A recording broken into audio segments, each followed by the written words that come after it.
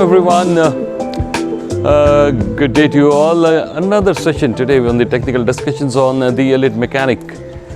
I would firstly like to thank you all for subscribing to my channel and the way you all have been accepting my channel. I'm really thankful to you on this. So today we are going to discuss, our topic of discussion today is going to be a little bit extended on the carburetors again, mainly concentrating on the weather factors. Like how does this weather affect our engine, and how does the weather affect our engine performance? Very small thing, but rarely any of us we give a thought to that.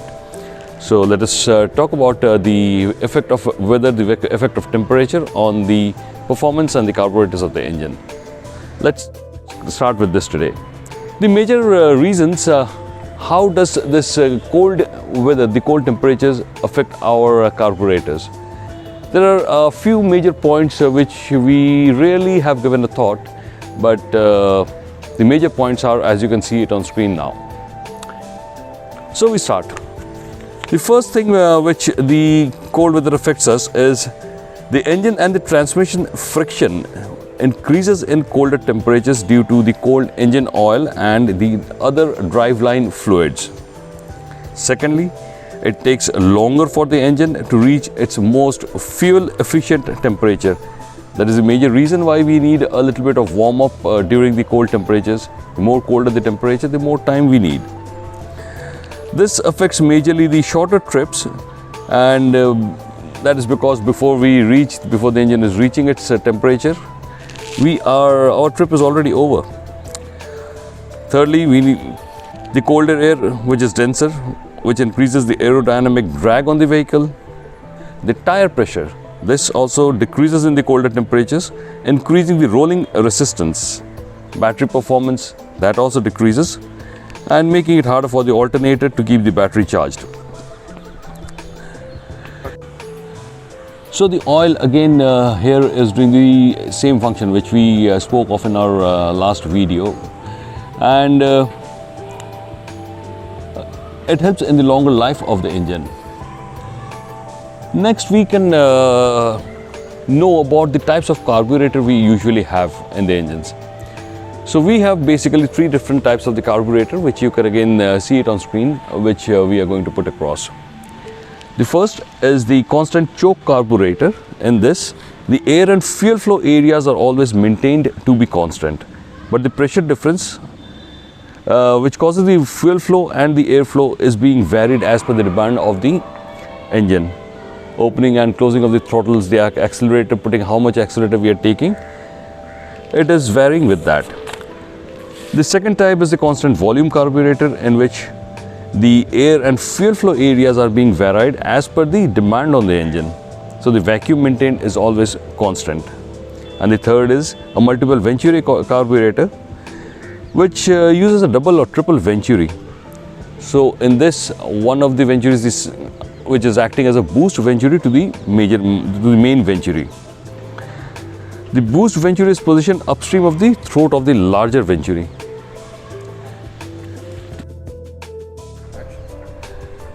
Now today we talk about the effects of temperature on the performance of the engine. So we have the warmer temperatures or the colder temperatures. So when the temperatures are warmer, that is during the summer months, we know basic physics. With the more heat is applied to anything, it expands, and the more it is subjected to a cold temperature, it contracts. So the same thing happens with the volume of air. During warmer temperatures, summers, the air expands, so this same volume of air is going to be less dense. Less dense will again result in less amount of oxygen. Similarly, colder temperatures, colder weather, we have colder air which is more dense, which will have increased amount of oxygen. So the amount of fuel which is passed through the carburetor of an engine will always be burning more of the fuel in colder weather than the warmer weather because of the availability of oxygen.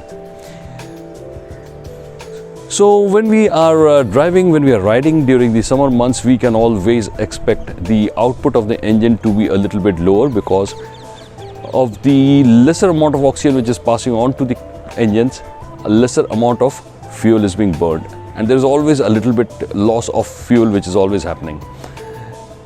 In the colder temperatures, we get a better mileage, we get a better performance, we get a better power out of the engine.